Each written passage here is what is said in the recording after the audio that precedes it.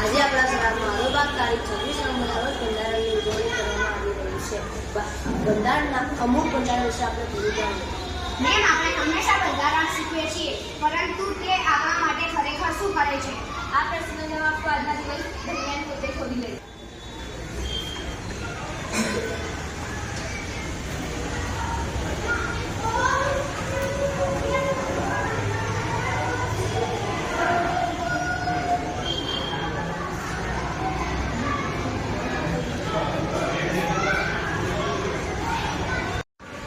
દરેક બાળકોને ભણવાનો અધિકાર પણ આપણું બંધારણ આપે છે. શિક્ષણનો અધિકાર, દરેક બાળકોને ભણવાનો અધિકાર પણ બંધારણ આપે છે. બોલવાની સ્વતંત્રતા, મારી વાત લીડર બનીને કહેવાનું તે પણ બંધારણ.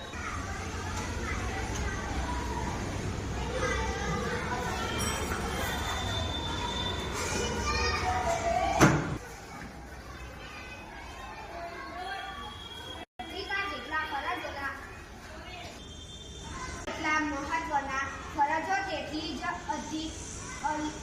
સાચું કહ્યું પિયુષ, બંધારણ પુસ્તકોમાં નથી, જીવનમાં છે.